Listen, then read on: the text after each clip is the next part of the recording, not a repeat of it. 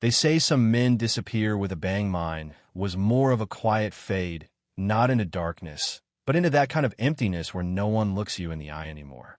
I used to stand proud of my Marine blues. Yeah, that was me once. Sergeant Samuel Hayes. Bronze Star. 3 tours. A backbone carved by war and grit. Now, just another old man ghosting through Fairhaven, Ohio, a town falling apart at the same pace I was. Every morning I'd shoulder that beat-up duffel bag, same one I took to Kandahar, and walk alleys no one remembered. My boots? Worn down to the sole. My breath? You could barely see it in the cold anymore. And my heart, well, that broke the day Caroline died. Cancer. Misdiagnosed for months. VA called it a delay in protocol. I called it murder, slow and quiet. She went fast at the end, too fast. I was right there, holding her hand, trying to hold back the night. After the funeral, I sold our house, little red brick place with the crooked mailbox, and gave every cent to the animal shelter she loved. That was her last wish. And when I was done, I just sort of vanished. Not from the world, just from people's eyes. See, people only notice you when they need something from you: medals, speeches, someone to stand still while the anthem plays. But when you're just a tired shadow with no address, they look right past you. I lived on scraps, aluminum cans, diner leftovers, coffee if the server was kind. Marcy's Diner, bless them, they never asked questions. They just refilled the mug. But the winter that year? It came down hard. I mean, bone-deep cold, the kind that settles in your lungs and doesn't leave. My coat had holes the size of quarters. My boots? They soaked in more snow than they kept out. I went 3 days without food. My hand shook so bad I could barely lift them.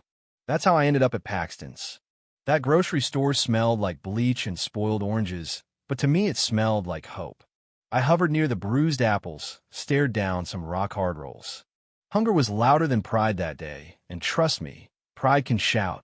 No one was looking. Paxton was at the register. Kid was stacking cans. I slipped an apple in my coat, then a roll. It felt like stealing my own soul. I was 2 steps from the door when I heard it. Hey, mister. Paxton's voice like a whip crack. I froze. Next thing I know, he's on the phone with the cops, yelling about theft. I didn't run, didn't argue. I just stood there like a man, waiting for his turn to be erased. Cops showed up. Big guy Collins, all muscle and zero patience. And Officer Lopez, sharp eyes, quiet voice. She saw the dog tags peeking out from my collar. You served? She asked. I nodded. Long time ago when it meant something. But that didn't change procedure. Rules are rules, right? They cuffed me right there under the flickering fluorescent lights. People watched. Not one person said, hey, maybe this man's not a threat. I wasn't a threat. I was just hungry. Spent the night in a holding cell with concrete walls and a toilet that didn't flush. I pulled out Caroline's picture, kissed the corner. I'm trying, love. I'm still trying. That's all I said. That's all I had. Next morning, court. You know that smell in municipal buildings? Dust and despair. I shuffled in like the rest, cuffs biting into my wrists. Nobody waiting for me. No lawyer. No friendly face. Just that same duffel bag between my boots, like it could still protect me. The clerk called my name, case 19 to 842. The state versus Samuel Hayes. Some kid prosecutor, Alan something, stood up in a blue suit like he just passed the bar last week. He rattled off charges: petty theft, prior citations, no address, no employment. Said I was a flight risk. Yeah, as if I could even run. Judge barely glanced at me. Whitaker was his name. Silver hair, glasses, one of those men who's been behind that bench long enough to stop caring. But then something happened. That dog tag mine slipped from the file onto his bench. Metal clinking on wood. Whitaker looked at it, then really looked at me.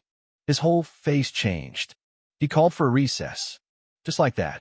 Gavel down. Boom. Courtroom froze. Me? I didn't know what the hell just happened.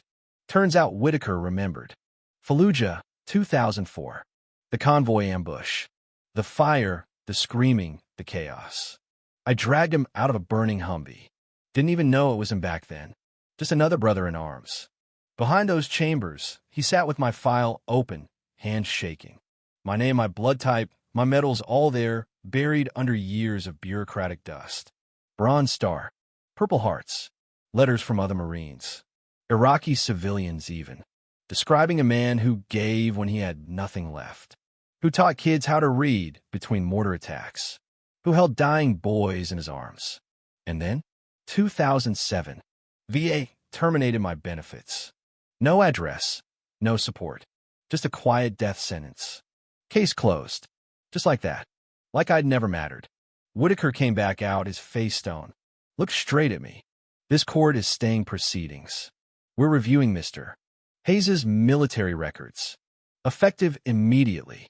The young DA opened his mouth. Whitaker shut him down. Then he said something I hadn't heard in years. Staff Sergeant. The words hit me harder than any bullet I'd ever taken. The courtroom buzzed. Confused. Curious. But me? I sat there stunned, holding back something that felt a whole lot like tears. Not hope, just the memory of it. That night in jail, I held Caroline's picture again. Whispered, "You were right. It's not forever." Next day, they bring me back to court. I'm expecting more of the same. But when those doors opened, I froze. The room was packed. Not with lawyers, not with reporters, but with soldiers. Marines, veterans, officers in full dress blues. Even civilians holding little flags and vet caps. At the defense table, a woman in a blazer sharp enough to cut steel. Rebecca Monroe, Veterans Legal Defense Network. Staff Sergeant Hayes, she said, "I'm here for you." "I can't pay," I muttered. "You don't have to," she smiled. "You've already paid." Judge called the session. Colonel Dunham took the stand, Marine through and through. He laid out plain. Samuel Hayes was no thief. He was a hero. The VA had failed me. The government had failed me. America had failed me. Whitaker looked ready to cry. When he spoke, his voice cracked. This court recognizes Staff Sergeant Samuel Hayes not as a criminal, but as a hero failed by the system.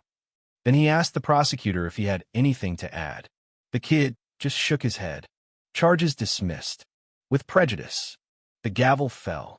But what happened next, that's what I'll remember till I die. The room stood up slow, reverent. Veterans saluted. Not out of pity, but respect. I couldn't move. Could barely breathe. Then I did something I hadn't done in decades. I saluted back. And just like that, the invisible man was seen. Near the door, I heard it, "Uncle Sam." A young woman pushed through the crowd. Ellie, Caroline's niece. Hadn't seen her since the funeral. She threw her arms around me. Said she'd been looking ever since. Told me I wasn't alone anymore. Outside, Judge Whitaker met me. Took my hand. "You saved my life, Staff Sergeant. Now I'm going to help you reclaim yours." And he did. VA benefits? Reinstated. Retroactively. Check for $278,000. Medical care. Housing. A community. A life. Fair haven through a ceremony. Called it a celebration of honor. But it was more than that. It was a reckoning. When I stood on that stage, dressed in clean blues, medals shining, the town erupted. Not in noise, but in reverence. People stood. Kids waved flags. Veterans saluted. Judge Whitaker handed me a plaque. It read, "For service, sacrifice, and unseen valor. Fair Haven remembers." I spoke barely. Voice all gravel and rust. I didn't fight for medals. I fought so no one got left behind. And when I came back, I just hoped someone would come back for me too. And they did. That night, I sat in the park, same bench I once slept on. Ellie beside me. Rocky, my service dog, asleep at my feet. The town was quiet. Sky lit with stars. I pulled out Caroline's photo. Found my way back, love. Just like you said I would. And for the first time in a long time, I believed her. Even the coldest winter's end. And even forgotten heroes, they can find their way home. What about you? Was justice served here?